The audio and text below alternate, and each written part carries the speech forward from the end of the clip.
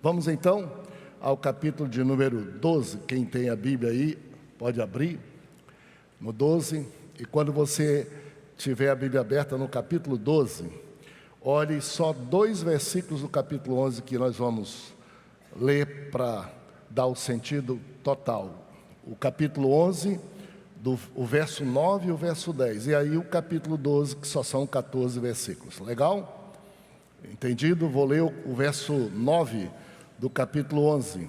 Alegra-te, jovem, na tua juventude, e recreie-se o teu coração nos dias da tua mocidade. Anda pelos caminhos que satisfazem o teu coração e agradam aos teus olhos. Sabe, porém, que de todas essas coisas Deus te pedirá contas.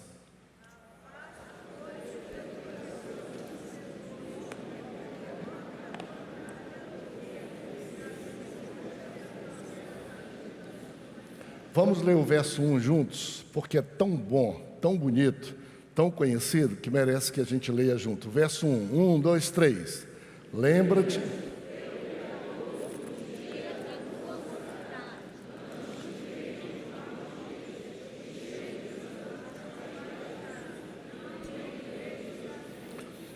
Agora eu retomo. Antes que se escureça o sol, a lua e as estrelas, do esplendor da tua vida, e tornem a vir as nuvens depois do aguaceiro.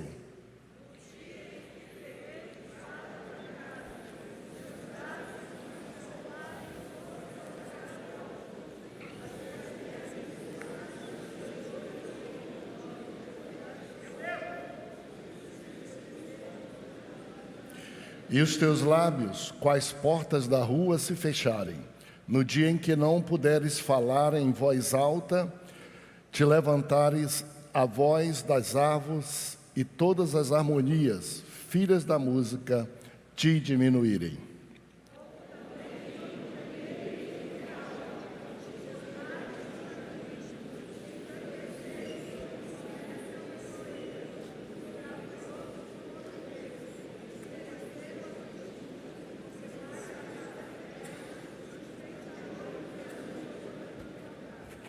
Antes que se rompa o fio da prata, e se despedace o copo de ouro, e se quebre o cântaro junto à fonte, e se desfaça a roda junto ao poço.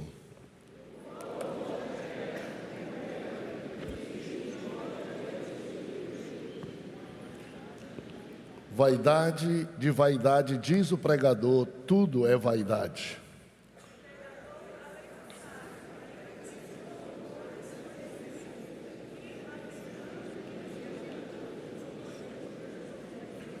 Procurou o pregador achar palavras agradáveis e escrever com retidão palavras de verdade.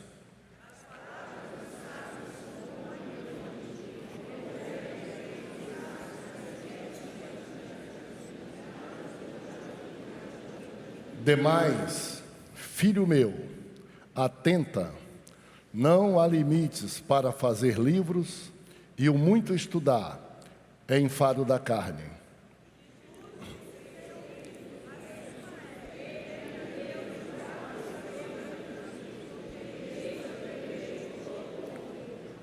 Porque Deus há de trazer o juízo todas as obras, até as que estão escondidas, quer sejam boas, quer sejam más. Tome assento. Quanta coisa, né? Quanta lição.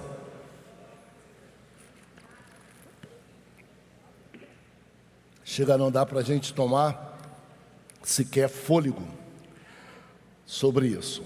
E antes que eu comece, só lembrando a vocês que nós estamos na antepenúltima lição dos livros de sabedoria.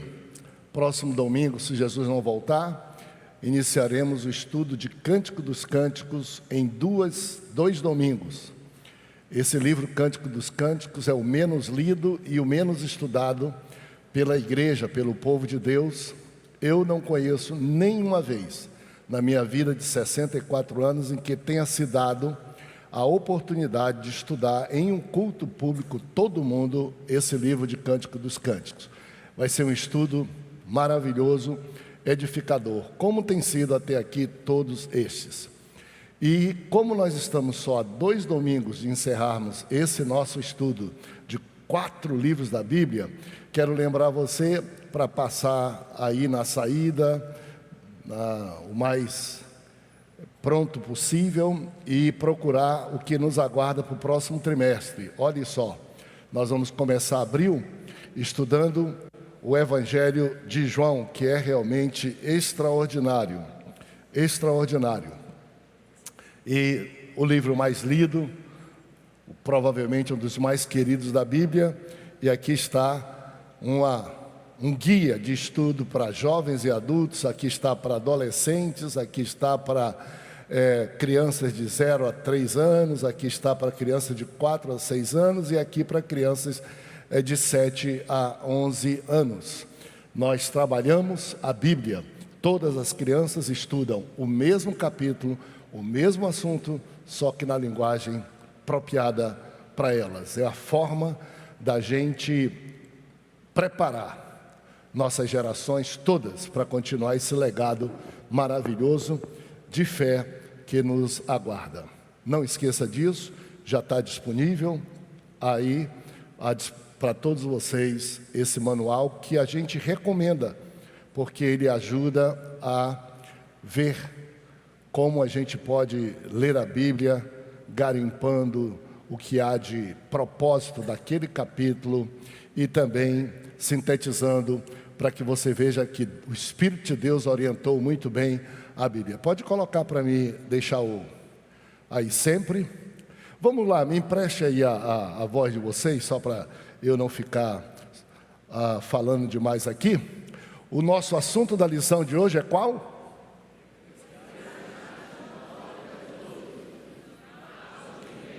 Exatamente, Eclesiastes 9 a 12. Como é que a gente sintetiza 3 capítulos da Bíblia e procura dizer qual é o propósito desses 3 capítulos, sugerindo um subtema, um subtítulo, vamos dizer, e a comentarista achou de modo muito feliz que seria o final dos eventos, ou da vida. Como é que chegamos ao final da vida? Sempre que a gente quer tratar de um assunto, em 3 capítulos, a gente procura um verso que seja um verso que também melhor se adeque a todos os 3 capítulos. E o texto áureo hoje é qual?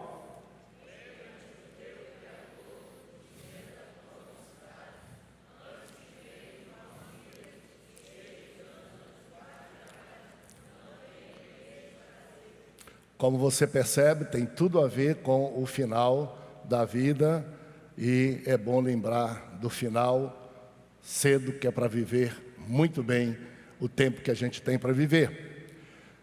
Ao longo de qualquer leitura da Bíblia, qualquer estudo como o de hoje, o Espírito de Deus vai falar no coração de cada um de nós segundo as nossas próprias necessidades, porque Ele nos conhece por dentro, eu não o conheço.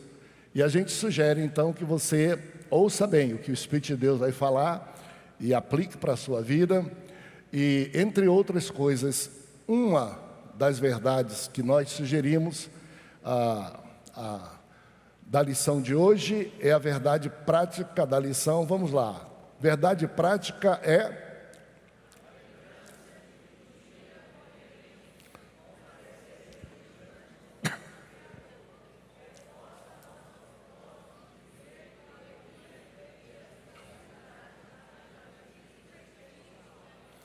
Que boa verdade prática, a lembrança de que um dia morreremos, compareceremos diante do nosso Criador, atenção para isso, reforça propósito de viver com alegria e responsabilidade a vida física e espiritual. Ou seja, a certeza de que a morte vem e de que ela nos levará para o encontro do Senhor não nos deve causar medo e nem nos deve fazer crentes enjoados, sisudos demais. Pelo contrário, deve reforçar a ideia de que a vida que Deus nos deu é para ser vivida com muita alegria e, logicamente, com o privilégio da vida e de viver feliz, a responsabilidade, tanto da vida espiritual quanto da vida material, física, que Deus nos deu e é dádiva dele. Ele nos deu para a gente desfrutar, não tem dúvida nenhuma. E quem é sábio desfruta muito bem da vida física e ainda se prepara, enquanto vivendo muito bem na vida física, para uma vida espiritual e uma vida eterna. Então, é um estímulo a mais do que um amedrontamento. E isso na Bíblia fica muito claro quando a Bíblia diz: não sejam como os demais, que não têm esperança e que desesperam quando a morte chega. A Bíblia diz isso. A Bíblia diz: consolai-vos uns aos outros, animai-vos uns aos outros. E é assim que nós devemos viver em todo tempo, em todo sentido. Quando a gente estuda um temazinho como esse, é bom lembrar que ao longo de todo o nosso estudo de Eclesiastes, nós fomos lembrados de que viver sem propósito é correr atrás do vento, é vão, é transitório, é vaidade, é passageiro. Ao longo de todo o livro que nós estudamos. Também há um texto no livro de Eclesiastes super interessante, que se usa pouco na vida prática, mas que é totalmente interessante e verdadeiro. Está no capítulo 7, verso 2. Diz assim: melhor é ir à casa onde há luto do que ir à casa onde há banquete, pois naquela se vê o fim de todos os homens, e os vivos que tomem em conta. É uma afirmação pouco observada da Bíblia, não é? Parece uma contradição. Mais uma vez, alguns acham que a Bíblia é mórbida, a religião é mórbida, porque ela sempre chama atenção para pensar no fim de todas as coisas, com o objetivo de melhorar nosso estilo de vida enquanto vivemos. As pessoas acham que é só para amedrontar. Quando a gente chega lá pelos 60, 70 anos, a gente já tem um pouco mais de vivência e experiência. Eu tinha um tio, esse tio provavelmente na nossa família foi o tio que mais se destacou. Ele era um grande, ainda vive, um grande advogado, um grande jurista. Quando eu fui para o seminário, eu passei pela casa dele, eu fiquei abismado, em São Paulo, no Jardim Paulista. Hoje ele mora em Copacabana, no Rio de Janeiro. E a minha tia, que é mãe do meu pai, gostava muito de mim, sabia que eu estava indo para o seminário. Mas meu tio não gostava da fé, de ouvir sobre Deus, a Bíblia. E, logicamente, desdenhava, porque eu estava indo para o seminário com probabilidade de ser pastor. Ele dizia que eu era inteligente, deveria ser advogado, deveria ser médico, pastor seria um desperdício. E conversando com ele, eu gosto de conversar sobre a fé do modo mais leve possível. Eu acho que criar medo nas pessoas não faz elas terem fé. Tem pregadores que dizem assim: se eu colocar medo do inferno, a pessoa vai para o céu. Eu acho que não. Eu acho que a gente tem que colocar amor por Jesus e amor pelo céu para a pessoa ir para o céu, não empurrada só pelo medo. Porque pelo medo não há amor, pelo medo, em algum momento, a pessoa não sentirá. E eu conversei com ele, e ele me disse uma coisa muito interessante. Ele disse: sabe por que eu não gosto de ouvir a Bíblia em vocês? Porque vocês sempre amedrontam a gente. Ele era um doutorzão da maior multinacional. Sempre amedronta a gente, o que não é mentira, o que ele disse. Mas também, talvez não seja o melhor jeito da gente pregar o Evangelho. As pessoas dizerem: não quero chegar perto de ti, porque tu vai falar logo, tu vai para o inferno, estou condenado, tu vai morrer, tu não tem saída, tu não tem isso, tu não tem aquilo, né? Existe um ditado que não é de Provérbios nem da Bíblia, que diz assim: se atrai mais moscas com uma gota de mel do que com um barril de fel. E o Evangelho não é medo, o Evangelho é adicionar à vida o que está faltando, é fazer a vida ter propósito, é fazer a vida ter significado. Mais ou menos a gente às vezes vai pregando e vai dizendo lá: tu pecador, tem que deixar isso, tem que deixar aquilo, tem que deixar isso, tem que deixar aquilo. Na pregação de Jesus, a pregação de Jesus foi um pouquinho diferente. Do jeito que você está, você precisa nascer de novo, você precisa de Jesus. Depois é outra história. Botou Jesus no contexto da vida, as coisas que não prestam passam a perder significado. E a pessoa, toda pessoa é inteligente, e ela troca coisas melhores, deixando as piores, coisas mais novas, deixando as mais velhas. Mas se ela tiver alguma coisa que justifique abandonar aquilo que ela tem, enquanto ela não tem, aquilo para ela é a coisa mais preciosa que existe.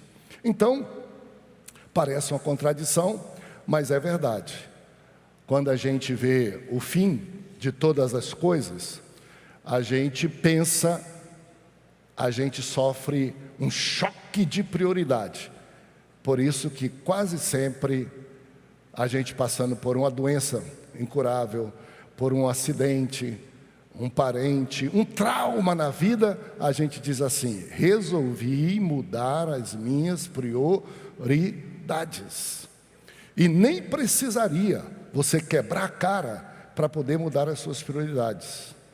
Quase sempre as pessoas dizem: minha prioridade antes era só ganhar dinheiro, era só trabalhar, era só isso. Agora minha prioridade virou para eu ajudar os outros, para eu respeitar meu pai, para respeitar minha mãe, para curtir minha família, para ser mais humano, para olhar mais... Mas por que é preciso você passar por um trauma horrível para priorizar, organizar sua vida correto, se Jesus, a Bíblia, já lhe ensina isso de todo jeito? E Jesus é tão prático que ele diz: quer organizar a vida? Ame o Senhor teu Deus sobre todas as coisas. Em segundo lugar, ama o teu próximo como a ti mesmo. Aí você organiza a vida. O Senhor Jesus disse: me busca em primeiro lugar, e todas as demais coisas se organizarão na tua vida, sem você precisar de trauma. Por isso que nós dizemos, e é uma conclusão, que o homem não quer vir a Deus pelo amor, ele vem pela dor. E quase sempre é assim. O crente não quer ser fervoroso para Jesus e quando tudo está bom, aí quando vem o desemprego, quebra a empresa, fica sem dinheiro, fica doente, lá vem para o Senhor Jesus. E algumas pessoas pegam e julgam Deus, dizendo que Deus é assim. Deus não é assim.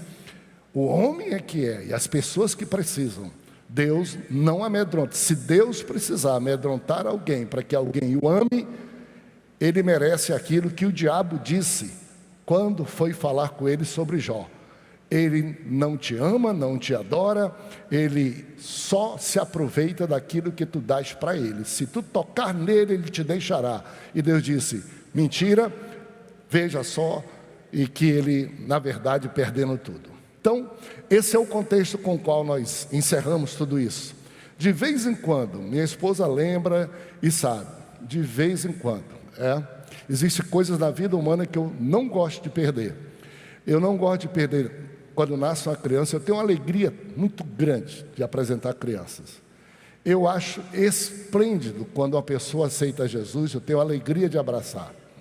Eu acho maravilhoso quando a pessoa diz que quer se batizar. Vocês veem que de vez em quando eu saio daqui, corro ali, porque eu não quero perder essa experiência da minha vida pastoral. Quero continuar sendo pastor. Eu acho extraordinário quando existe um casamento e me convidam. Pena que eu não posso fazer todos, mas eu gosto de fazer casamento. E para mim casamento é festa.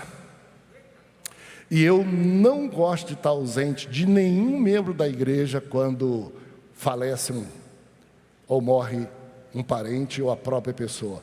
Eu acho esses momentos tão significantes, até mais do que o púlpito da igreja, para o trabalho pastoral, para eu próprio me educar. De vez em quando eu estou muito assim tal, eu faço uma visita, sabe onde? No cemitério. E eu não faço visita no cemitério porque eu seja gorila e fantasma. Eu faço porque ali eu penso muito. O frenesi da vida me puxando para lá, para cá, para aquilo, para acolá. Claro que eu posso, na minha casa, me isolar um pouco e tentar, mas ainda continuo o telefone e a vida me puxando para o outro lado. Quando eu vou lá, eu vejo tudo calmo, vejo sepulturas grandes, vejo sepulturas pequenas, leio alguma lápide daquela, gente idosa, gente nova, e eu fico olhando. O que vale? Como eu vivo hoje, para que amanhã, ao dia me chegar, eu não esteja dizendo que eu não descobri o propósito da vida e não vivi do melhor modo possível, porque o propósito da vida de Deus é sempre bom para a gente. Escutem bem isso, sempre bom. Jeremias disse, Deus disse, eu sei que propósito tenho a vosso respeito, propósito de bem, propósito de paz, para vos dar o fim que vocês desejam ou procuram e não sabem encontrar, e nem sabem pedir, e nem sabem chegar. Deixa comigo, só vá na minha onda, estude segundo a vocação que eu botei dentro de ti, que você não foi outro, foi eu.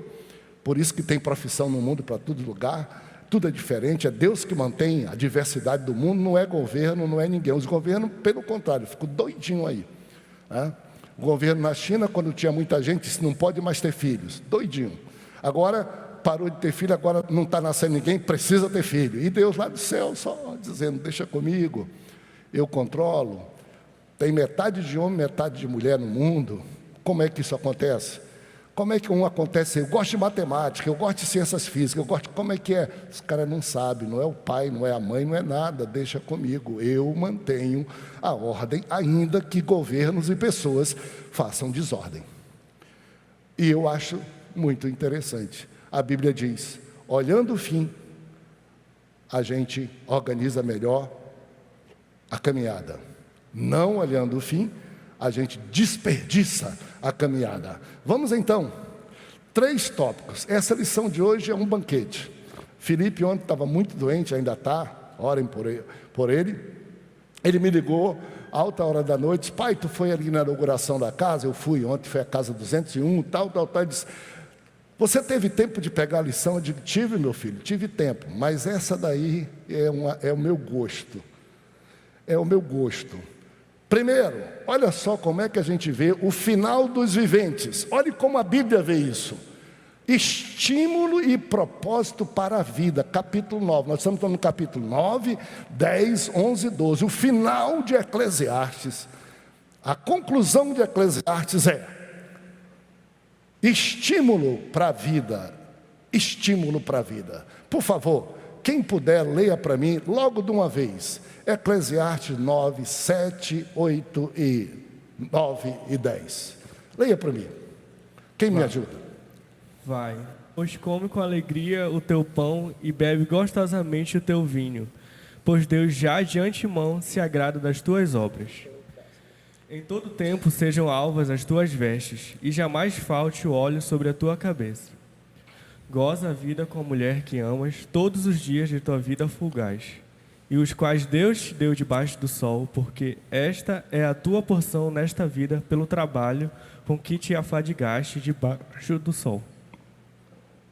Tudo quanto tiver a mão para fazer, faze-o conforme as tuas forças, porque no além, para onde tu vais, não há obra, nem projetos, nem conhecimento, nem sabedoria alguma. Então, antes de falar do fim, que chegará, você não precisa se preocupar, vai chegar. Você não vai conseguir evitar, cuide bem da vida, mas vai chegar. Cuide de viver bem e de ter sentido na sua vida. E é isso que a Bíblia diz.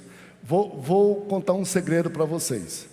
Todo pastor tem isso.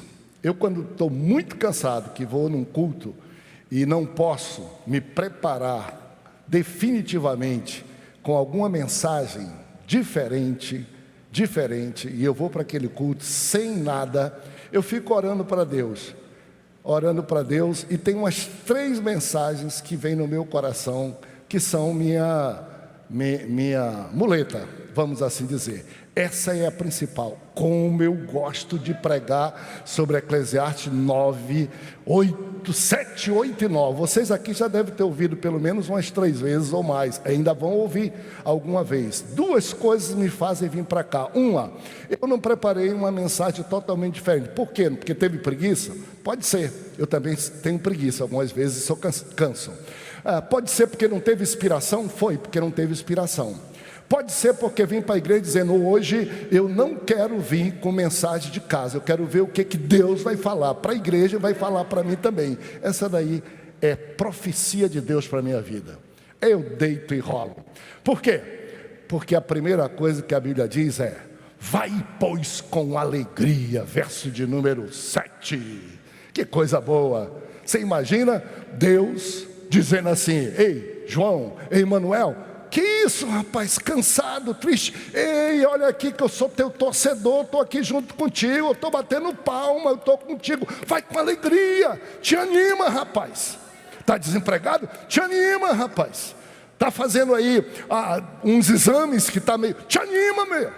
Está com alguma crise na família? Te anima. Está decepcionado com a vida? Não faça isso não. A vida é boa, é minha, não deixe que os outros te influenciem. Nem a imprensa te faça ficar para baixo o tempo todo. Está querendo ficar deprimido? Te anima, ergue a cabeça. Vai com alegria. Que coisa maravilhosa. Eu dizer isso para uma pessoa já ajuda. O pai dizer para o filho já ajuda o filho dizer para o pai, já ajuda o filho, e o dono da vida dizer para todos nós: ei, a igreja em Belém, vai com alegria, ei, irmão, vai com alegria, vai com alegria. E aí, Deus diz, a Bíblia diz, tem mais, vou dizer, em que você tem que ir com alegria. Que alguém pensa assim: é só alegria no espírito, alegria no culto. Não, nada disso. Vai com alegria, come gostosamente o teu pão. Senta nessa mesa com açaí, pirarucu, chibé, farinha de tapioca, jambu, o que você tiver. Porque a questão não é você esperar coisas especiais para ser feliz. A questão é: faça das coisas corriqueiras razão de felicidade. Sentar na mesa para comer. Quem não gosta aqui de comer? É o primeiro fator cultural. O Felipe disse aqui uma vez, fizeram uma consulta: quais as palavras e frases que as pessoas mais gostam de ouvir? Eu lembro que ele disse assim: primeira frase, eu te amo. Segunda frase, eu te perdoo. Terceira frase, a comida está na mesa, louvado seja Deus. E foi Deus que nos fez, e Deus que preparou a comida. E olhe, a síntese da felicidade familiar. Quantas vezes você come por dia? Eu 6, se eu puder. Eu tomo café, belisco entre o café e o almoço. Se atrasar o almoço, eu vou para o almoço, belisco entre o almoço e a janta, eu vou para a janta, e antes de dormir, estou lá deitado, digo: não vou aguentar até amanhã, desço e vou comer, nem que seja aveia, mas eu vou comer 6 vezes. Deus disse: eu coloquei teu corpo, você tem fome, para você lembrar que tem fome, que a fome satisfaz, e que eu providencio comida para todo mundo. Seja feliz. Que é isso? Você senta na mesa com sua família só aborrecido, você não se alegra, você não vê razão de ser feliz? Vai com alegria, come gostosamente o teu pão, louvado seja Deus. E vocês que são mais novos aí, que gostam de muita comida, tal, essa comida aí, vá gostando do McDonald's, vá gostando, vá aproveitando. Que chegar mais idoso, você não vai gostar dessas porcarias nada. Você vai pegar uma bolachazinha pequena e você vai comer, e você vai dizer: que bolacha gostosa, você vai descobrir o gosto, você vai curtir. Uma coisa é você se alimentar e botar para dentro, uma coisa é você comer por quilo. O estômago você nem sentiu. A maioria das pessoas às vezes comem, elas comem com o estômago e não com o cérebro. Quem come com o cérebro aprecia a comida e come menos. Quem come só com o estômago come muito, fica gordo e não sabe o que é gosto da comida. Quando a gente estava construindo o Centenário Centro de Convenções, nós tínhamos aqui o engenheiro Jerônimo, tomara que ele não esteja me ouvindo. Aliás, um abraço, Jerônimo. Aí ele disse assim: pastor, hoje eu queria que você fosse comer um churrasco comigo. Eu digo: tá bom. Nós fomos num lugarzinho na Independência que tinha mais mosca do que churrasco. Um negócio horrível, não sei como é que ele me convidou para isso. Mas eu fui. Não vou fazer desfeita, não vou ficar tão com raiva. A Bíblia diz para eu comer com alegria. Quase que eu como algumas moscas. Aí eu peguei lá o meu prato bem pequenininho, porque tinha mais mosca de tudo, fui ajeitando ali. Aí lá veio o Jerônimo era altão. Ele pegou, colocou feijão, ele colocou arroz, ele colocou farinha, ele pegou por cima, colocou salada, couve. Olha só. E depois disso tudo, o prato já estava alto, ele pegou 1 litro de açaí e jogou em cima. Eita ferro! Eu olhei para aquilo e digo: Jerônimo, rapaz, o que é isso? Ele disse: pastor, o senhor não sabe, eu só trabalho com concreto, a gente mistura, a bitoneira não é para misturar tudo, vai tudo para dentro aqui, ó, puc. O meu sogro, ele era muito jocoso quando vivia, e ele gostava de fazer comparações. Ele dizia assim: o crente assembleiano não bebe, mas ele gosta de comer. Come muito, ele não bebe cachaça e tudo, mas come muito. E os pastores assembleianos, eles são descendentes de egípcios. Eu falei para ele: meu sogro, descendente de egípcio eu não sou, eu sou de português e de nordestino. Ele disse: não, todo pastor assembleiano é descendente de egípcio. É só tu olhar, quando eles vão numa convenção e vão fazer o prato dele, os pratos deles parecem uma pirâmide. Todo mundo é descendente do Egito.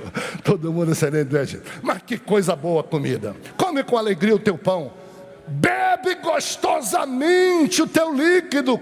Água, Coca-Cola. Todo mundo fala mal disso, daquilo. Eu também acho, eu estou bebendo mais água do que refrigerante hoje, minha esposa. Mas de vez em quando eu pego um Guaraná Zero e uma Coca-Colazinha, boto muito gelo, diluo e digo: ninguém vai tirar o meu prazer de poder beber uma coisa gostosa nessa terra. Eu não posso exagerar, eu não posso ser contra a minha saúde, mas vem para cá dizer que eu não posso isso, não posso aquilo.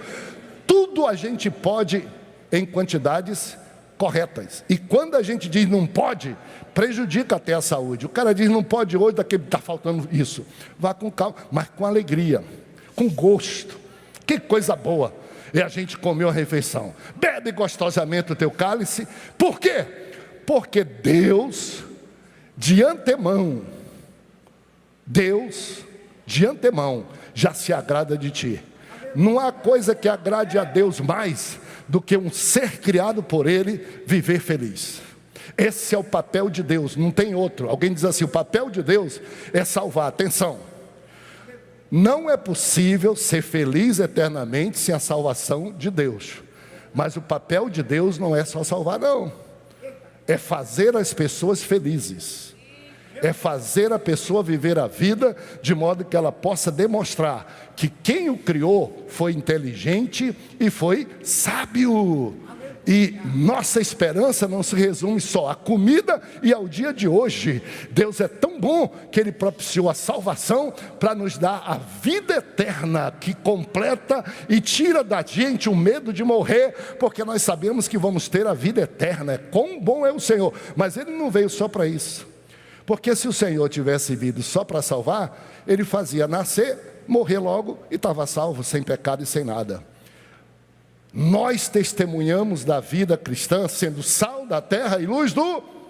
Um dos propósitos da vida é a gente aqui nesta terra trazer tempero. Sal traz o quê? Tempero, gosto. Luz traz o quê? Felicidade, vida. Essa é a finalidade. O crente deve viver e ser mais feliz do que qualquer pessoa aqui nessa terra.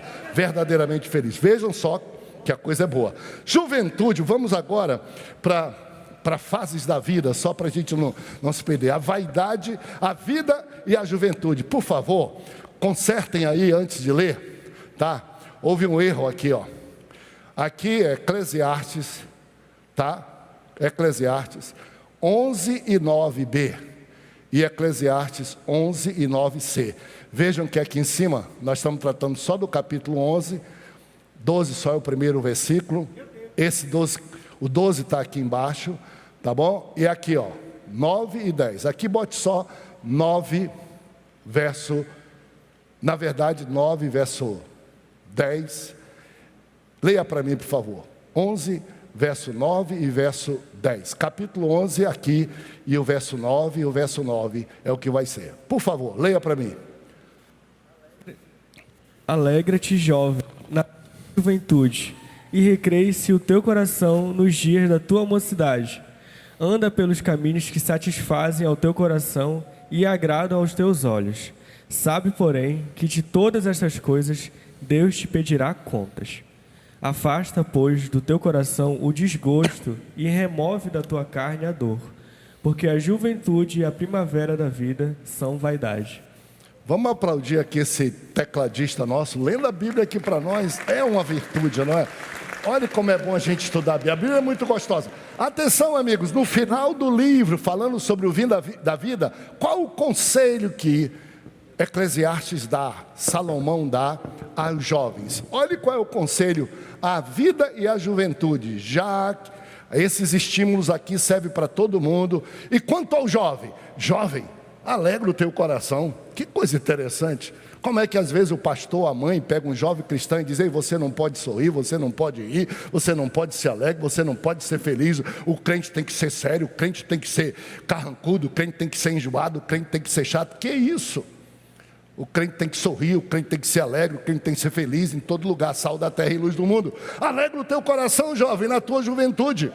Recreia o teu coração nos dias da tua mocidade. Anda pelos caminhos que satisfazem o teu coração e agrada os teus olhos. Sabe, porém, que de todas as coisas Deus te pedirá conta. E afasta, pois, do teu coração o desgosto e remove da tua carne a dor, porque a juventude é primavera e vaidade.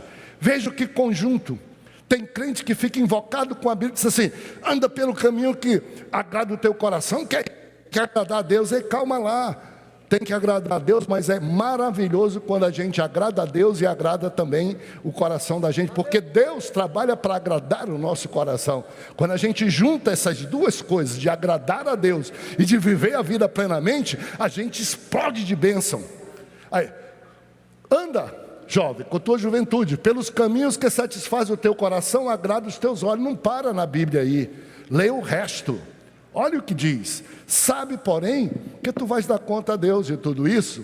E quando você estiver andando pelos caminhos que o teu coração vai indicar, e quando você tiver que decidir andar pelos caminhos que os teus olhos vão te atrair, um freiozinho vai dar conta a Deus. E o freio maior não é nem de dar conta a Deus. Afasta do teu coração o desgosto da tua carne, a dor, porque a juventude é primavera, mas também é risco e é vaidade. Olha só, que equilíbrio da Bíblia, gente. Que coisa maravilhosa. Foi Deus que te deu razão. Na verdade, a razão é o cachorrinho de Deus, é a campainha de Deus. Toda coisa que você pensa que você vai fazer, a sua consciência diz: está errado e está certo. Você passa por cima dela, você começa a correr risco, e começa a precisar ajuda, e começa a precisar de ajuda, porque se você não levar em conta a sua capacidade de decidir via consciência que Deus lhe deu, e você toda vez silenciar a sua consciência para o que presta, ela vai ficar embotada, insensível, e vai te levar só para decisões erradas. Cuida bem da sua consciência, do seu hábito, que Deus botou dentro de você. E então a Bíblia diz: é isso. Como é que chama o jovem a vida? Vem, jovem, alegra. Vem, jovem, recreia-te. Vem, jovem, exulta. Vem, jovem, teu coração é algo importante. Vem, jovem, os teus olhos são muito importantes. Vai, isso tudo foi Deus que deu. Não tem nada, não foi o diabo não. Só que vai colocar na tua frente alternativas. Então, toda alternativa, bote 2 filtros. Primeiro, não afasta do teu coração desgosto. Não faz aquilo que vai te trazer desgosto, que vai te acabar, que vai tirar a tua moral, que vai tirar o teu respeito, que vai colocar pesadelo, que vai fazer você precisar de droga para passar, porque você errou tanto que você não aguenta, que vai precisar você se automutilar para sentir alguma coisa. Não, toda vez. Ei, jovem, Deus diz, eu confio em vocês, desde que vocês pensem, vou fazer isso, mas a consequência disso não presta, não vou fazer. A consequência disso é boa, vou fazer. Assim a gente afasta o desgosto do coração e remove a dor da carne, pois a juventude é a primavera e são passageiros. Então, juventude é esfuziante, juventude é para se alegrar. Ei, jovens da nossa igreja, pelo amor de Deus, não fiquem com cara de velho e de idoso só porque são crentes. Isso é o pior propaganda contra o Evangelho de Cristo Jesus. Uma criança com cara de velho, um jovem com cara de idoso. E a pior propaganda também contra o Evangelho, um idoso com cara de criança.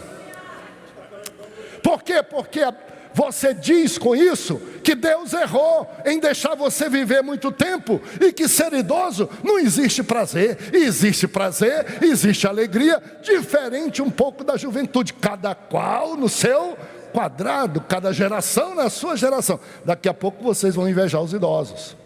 Nesse momento nós estamos aqui dando uma olhada na juventude, cada um lembrando para nós. E de vez em quando eu lembro. Mas é muito honestamente dizer para vocês uma coisa, ao mesmo tempo que eu não acredito, um pastor chega às vezes e ele está muito maior, está sem cabelo na cabeça, está com cabelo branco, diz assim, ó, eu estou igualzinho, estou melhor do que quando era novo. Eu não acredito, porque não dá para acreditar contra a evidência, né? Está mais forte, está mais rápido e tal, isso eu não acredito. Mas, se disser que não sente falta e nem precisa ter saudade da juventude, porque nesta fase da vida é tão abençoado, tão relevante, tão alegre, na medida da geração que vive, isso eu acredito. E é possível, não tenha dúvida nenhuma. Eu não tenho muito tempo de lembrar da juventude, porque estou vivendo uma vida muito ativa. E mais ainda, tem alguma coisa que eu não posso fazer agora, que está me esperando para eu fazer quando eu for um pouquinho mais velho. Eu estou me desvencilhando de alguns compromissos que só quem faz é alguém em idade adulta, para poder fazer tudo o que um idoso faz, que não é furar a rede, ser inútil. É muita coisa que a gente pode fazer, mas muita coisa. E às vezes a tarefa da juventude nos frustra de fazer a tarefa de homem e de mulher madura. E aí fica uma troca de geração. O velho querendo fazer o que é do novo, o novo querendo fazer o que é do velho, querendo trocar tudo. Cada um na sua geração, sendo feliz e sendo muito abençoado. Então, sejam felizes. Está aqui, está dito na Bíblia. Caminhos do coração, Deus te pedirá conta, mas coloque principalmente o verso 10. Tá? Foi Billy Graham, que um dia pregando para os jovens, ele falou, o jovem tem uma característica, ele tem a característica de tentar esquecer o que faz, esconder o que faz, e não pensar nas consequências do que fez. Observe isso, e é verdade, todo mundo às vezes pensa, e não é só o jovem, o ser humano, mas o jovem mais do que outro. Se eu fizer esse ato totalmente reprovável contra mim mesmo, de deformação moral, sexual, ninguém vai me ver, eu vou fazer. Pensou, vai ser legal. Esqueceu de uma coisa, esqueceu de dizer, desse ato vão surgir vínculos que pode ficar o resto da vida me incomodando. desse ato vão surgir, e daí vem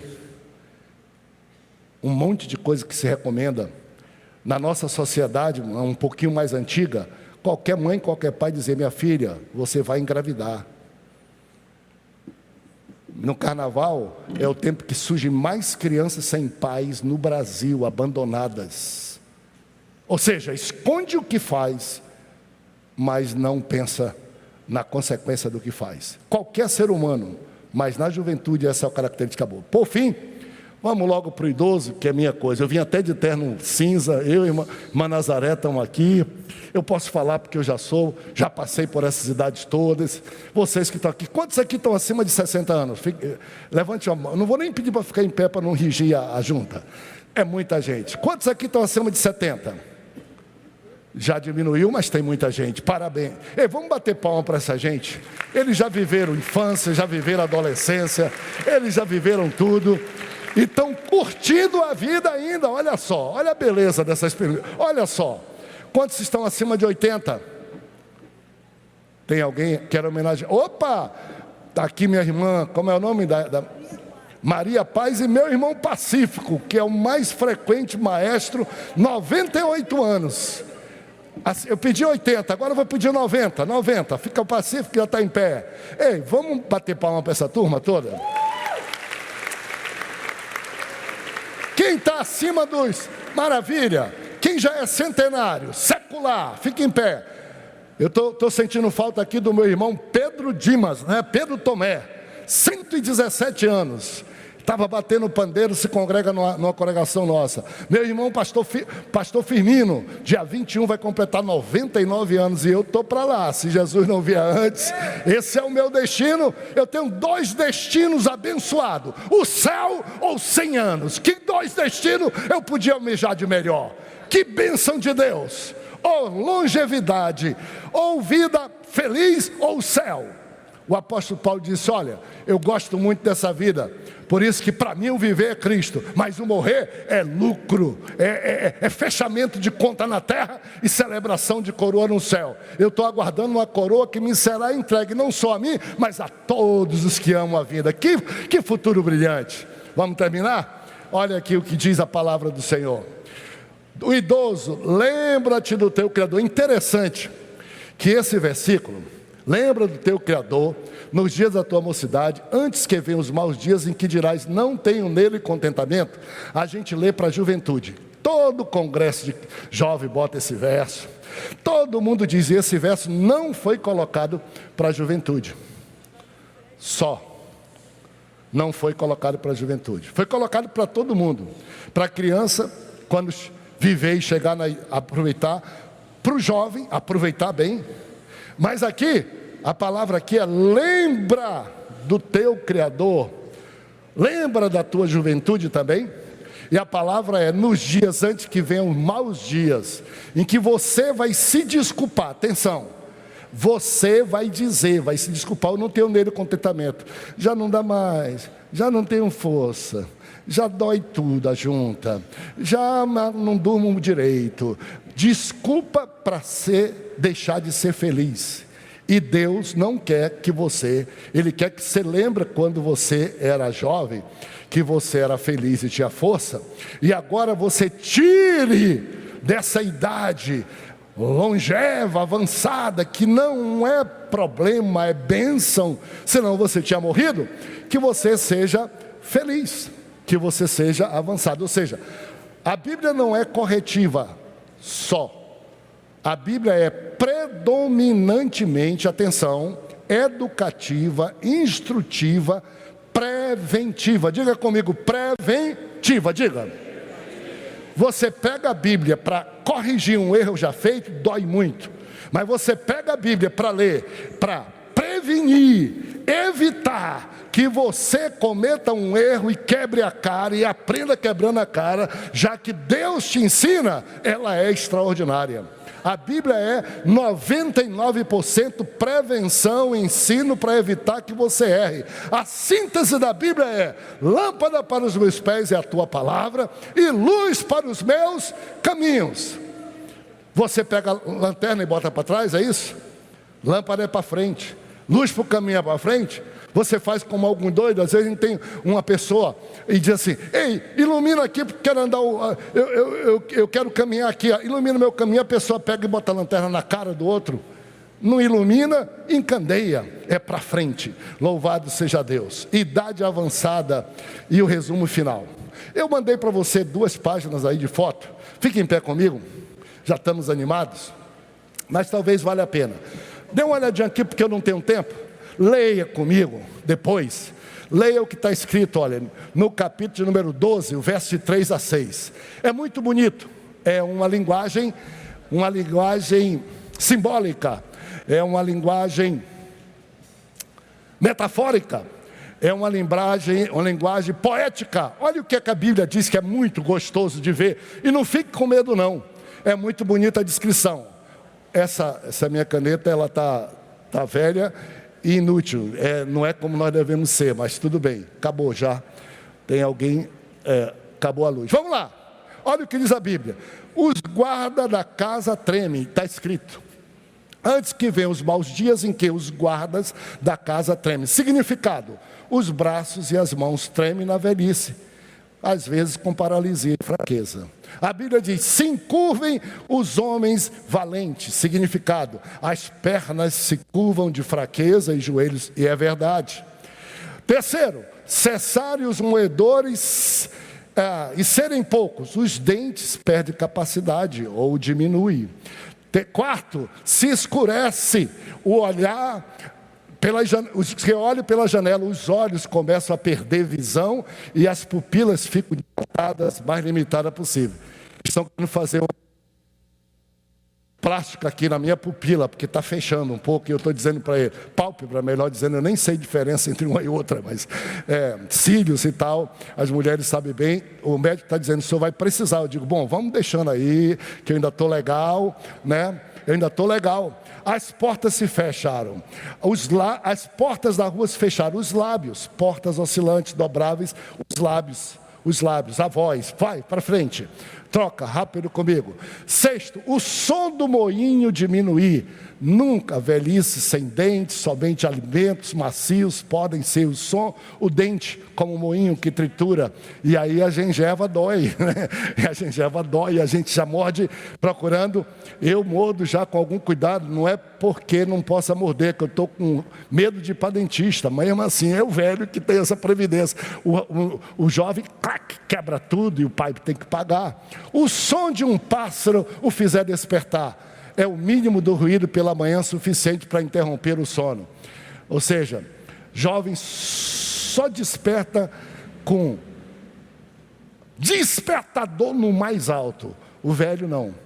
Ele já sabe, piozinho de um pássaro, ele está dizendo, sabe a hora e sabe que tem que levantar para não perder. Se rebaixarem todas as filhas do canto, as qualidades, filhas, que formam capacidade de compor, apreciar a música, o canto, algumas coisas vão passando, você não aprecia muito mais, se não tiver cuidado, a vida fica sem gosto. 9, o medo de altura e de terrores no caminho. Tiver desenvolvido o medo da altura e de tropeçar no caminho. Isso para o idoso é regra. Eu, por exemplo, eu sinto perfeitamente, quiser aprender comigo, pode vir aprender. Eu não dou passos mais como dava, eu não desço degrau de escada como descia, e desnível e tapete no chão já me causa tal, porque às vezes eu não levanto o pé à altura que eu levantava e eu arrasto aqui, e está aí todo mundo. E a gente anda mais devagarzinho, e algumas pessoas dizem assim, por que anda devagarzinho? Porque está doente, nem sempre é.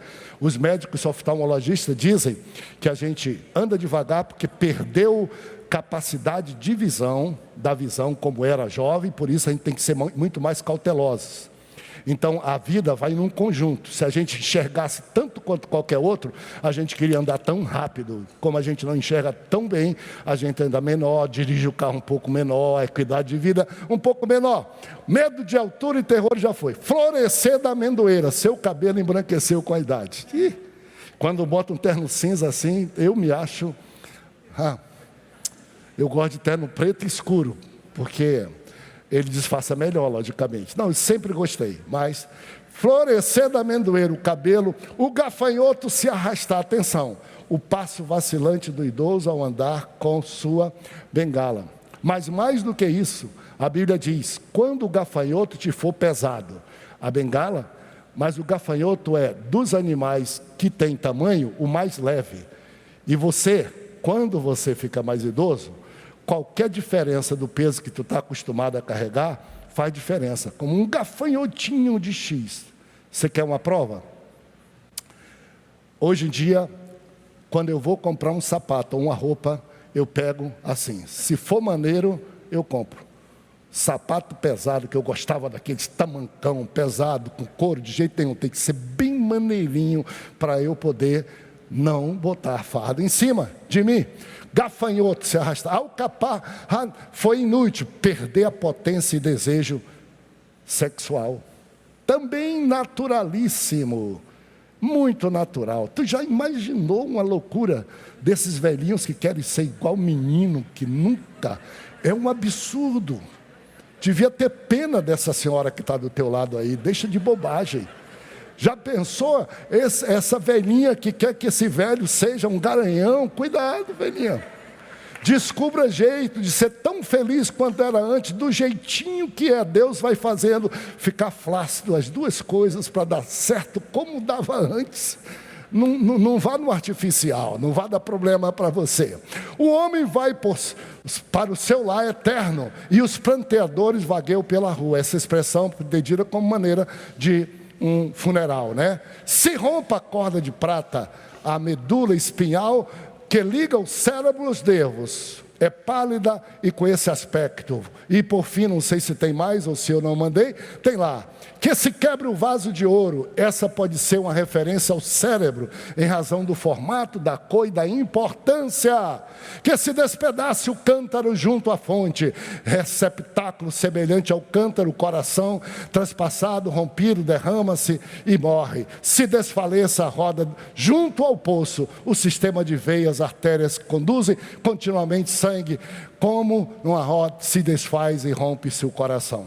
Linguagem poética, linguagem bonita para descrever a vida do jeito que Deus a vê. Sabe como é que Deus a vê? A Bíblia diz, precioso aos olhos do Senhor é a morte de um seu servo, para que descanse das suas fadigas, as suas obras o acompanham. Bem-aventurados que morrem no Senhor. Que coisa maravilhosa, que coisa extraordinária. Nós vamos para lá e nós temos que aprender a ser diferente até na hora da morte e até na hora da limitação, porque nós somos sal, nós damos sentido à vida, nós somos luz, nós damos vida à vida. Então, o fim de todas as pessoas, que coisa maravilhosa. Tomara que você não saia daqui com medo e nem fique com medo da morte. Atenção, a Bíblia diz que o Senhor nos amou e que o amor do Senhor tira de nós o medo e o temor da própria morte. E a Bíblia diz que aqueles que vivem temendo a morte são capazes de fazer qualquer coisa. Nós estamos vivendo uma onda terrível na cidade de Belém. Eu quero orar hoje, terminar, com pessoas que não teriam sentido nenhum, mas estão se suicidando. Suicidando, de todas as idades, de todos os segmentos. Pessoas que teriam tudo para ser feliz, porque você está dizendo, se eu tivesse isso, seria feliz, mas não traz. Vamos orar, vamos abençoar. Não é bom isso. As pessoas deixam a marca na vida que está aqui, mas você não precisa disso, porque o céu é o seu lugar, e o céu lhe espera, e o dia vai chegar. Viva despreocupadamente, quando chegar, chegou. Qual jeito? O jeito que for, chegou. Quem precisa de atestado de óbito para dizer por que morreu, é aqui na terra, por causa do Instituto Médico Legal e por causa da lei. Crente não precisa de atestado de óbito, porque só morre o dia que o Senhor recolher no céu. E ele morreu porque findou a sua vida e porque o céu lhe aguarda. E o céu é lugar de gente boa e lugar de gente abençoada. Quanto a nós não vamos ficar vivendo pelo medo da morte. Eu acho que você pode dar um glória a Deus muito grande, muito forte. Dê um aleluia muito forte. Diga assim, glória a Deus pela minha vida. Vou ser feliz, Você é abençoado e saia daqui livre para ser abençoado para a glória de Cristo Jesus, o Senhor. Quem precisa de oração aqui, porque não está muito abençoado, levante a mão aí que eu vou orar contigo. Quem está me assistindo no Brasil e no mundo, vamos jogar fora essa depressão, esse medo, esse desânimo. Vamos fazer aquilo. Tem um coro que nós estamos cantando o hino. Cadê o pessoal do louvor aqui? Só para cantar comigo uma estrofe. Diz assim, como é? Clama o nome de Jesus sobre a depressão. Clama o nome de Jesus sobre o medo. Sabe o hino que diz? Chama o nome de Jesus. Como é? O Felipe sabe bem, mas está com a voz ruim. Por isso, cadê os nossos louvores que cantam? Tu sabe? Vamos lá, puxa comigo. Clama Jesus pela rua. Vamos cantar junto. Vamos terminar. Para cima!